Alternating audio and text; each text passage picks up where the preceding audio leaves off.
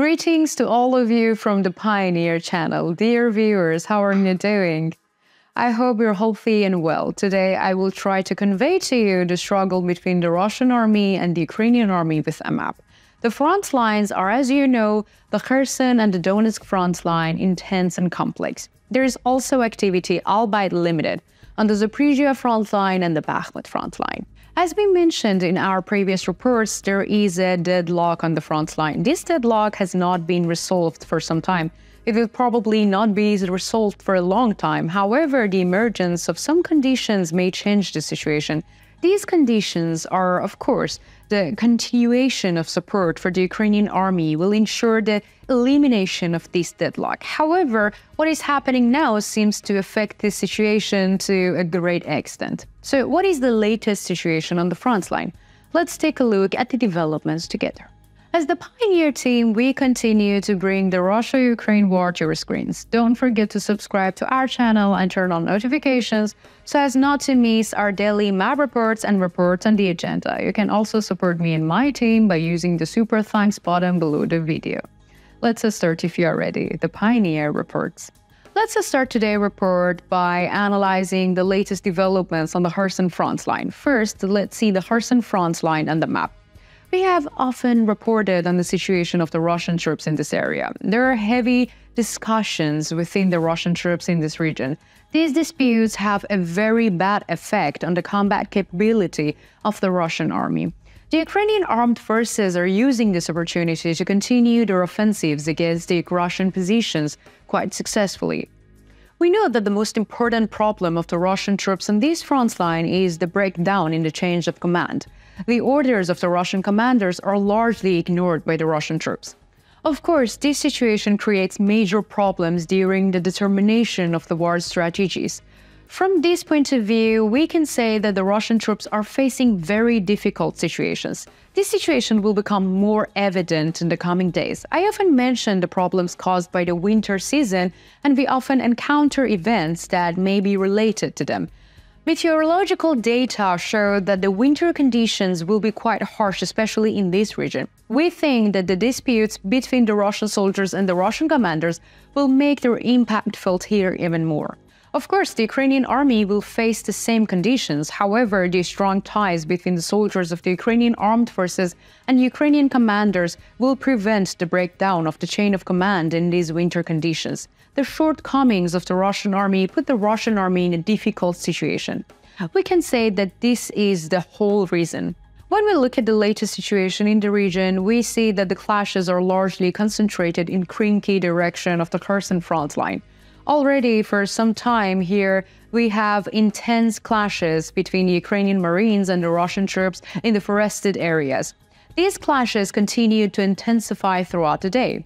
According to reports, new Ukrainian Marines have been dispatched to the region. It would not be wrong to predict that the attacks in the region will increase in the coming days. In addition, the recent clashes in the region did not lead to any border changes. However, local sources claim that the Russian army suffered heavy losses during the recent clashes. We see that Russian artillery units have increased their activity on the Kherson front line to some extent. In recent days, according to reports, Ukrainian positions around Krinky are being heavily shelled by the Russian artillery units. It seems that the cries of the Russian sources and Russian soldiers for help have been finally answered, and firepower has been deployed to the region. However, this firepower is still not enough to recover the losses suffered by the Russian army in the region.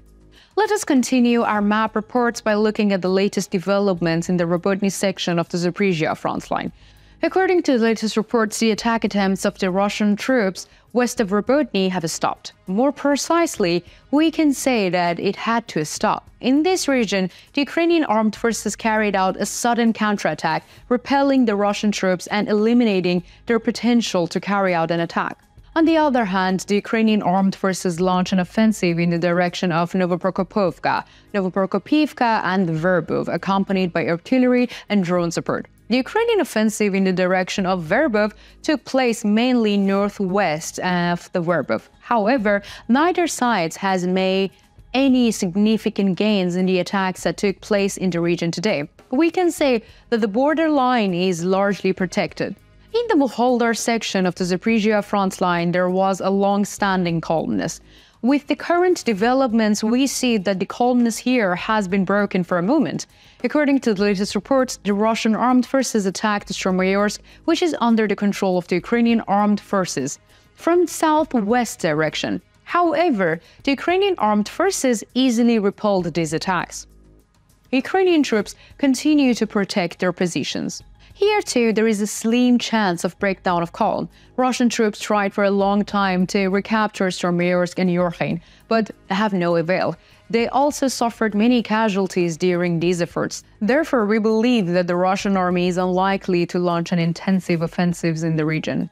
Let's continue our report with the Donetsk front line. According to the latest reports on the Donetsk front line, units of the Russian armed forces are trying to seize the initiative in Marinka. However, so far, there is no data showing a definite result.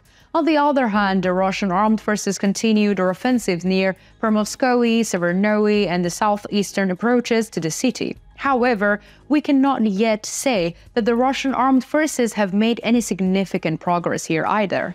On the northern flank of the Donetsk front line, the Ukrainian armed forces are trying to counterattack near Stepnoye. Counter-battery firing is taking place against Russian positions in the region. However, it is too early to say that these battery firings have yielded results. The northern flank of the Russian armed forces is also being pushed by the Ukrainian troops from the Novokaliinov direction. There are no significant border changes on the Donetsk front line either. Let us also look at the latest situation on the Bakhmut front line. According to the latest reports, the Russian armed forces have launched an offensive against Ukrainian troops south of the Bakhmut front line. Russian troops launched a direct attack on the Adriivka from the northeast and Klishchivka from the northeast without achieving any results. We have made our assessments here many times before. The Ukrainian army has the advantage of the dominant hills. Therefore, Russian troops cannot achieve any success here. We also see that the Russian armed forces have launched an offensive in the Bogdanivka region. However, they did not achieve any territorial gains during these attacks. What do you think? Do you think Ukrainian troops will be able to advance further on the Kherson front line? How will the problems experienced by the Russian troops affect the Russian defense on the Kherson front line? How do you think the front line will be shaped in the coming days?